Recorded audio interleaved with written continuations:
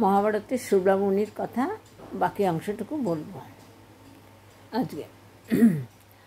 জনক রাজা, যিনি ছিলেন বিদেহের রাজা ও জ্ঞানের উপাসক, তিনি একদিন ঘোষণা করলেন যে আমি জ্ঞান ও ধর্মে পরিপূর্ণ রাজা। এই কথা শুনে শুভ্রামুনি রাজসভায় প্রবেশ করেন এবং তিনি বলেন, হে জনক, তুমি রাজা হতে পারো, কিন্তু আত্মাকে চেনো। আত্মাকে কি চেনো?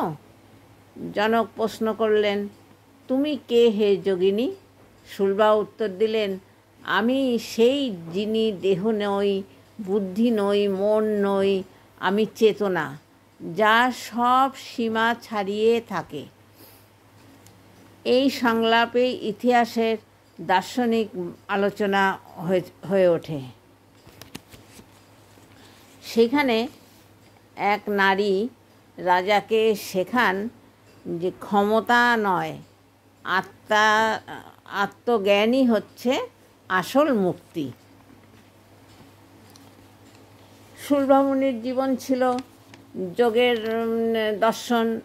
যোগের দর্শন, শরীর মন ও আত্মার একীকরণ। তিনি বলেন, যোগ মানে দেহকে নিয়ন্ত্রণ নয়, আত্মাকে চেনা। তার তপস্যা ছিল একান্ত, নির্লিপ্ত, কিন্তু তার চিন্তা যুগান্তকারী। তিনি সমাজকে দেখিয়েছিলেন জ্ঞান ও মুক্তির অধিকারী নারী পুরুষ সমান। শুভ্রামুনি বিশ্বাস করতেন আত্মা কারোর নয়, আত্মা স্বাধীন। তার তর্ক ভারতীয় দর্শনে এক গুরুত্বপূর্ণ শাখা। সেখানে নারী কণ্ঠে উচ্চারিত হয়েছে মুক্তির ভাষা, যার জ্ঞান, ধ্যান ও প্রজ্ঞার পথের ইতিহাস গড়েছেন। শুভ্রামুনি শেখান, জ্ঞান মানে বই নয়,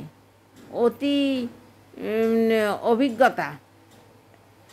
ধ্যান মানেই জেগে ওঠা। আর নিজেকে তাহলেই জানবে ঈশ্বরকে। যে নিজেকে জানে সে জানবে ঈশ্বরকে।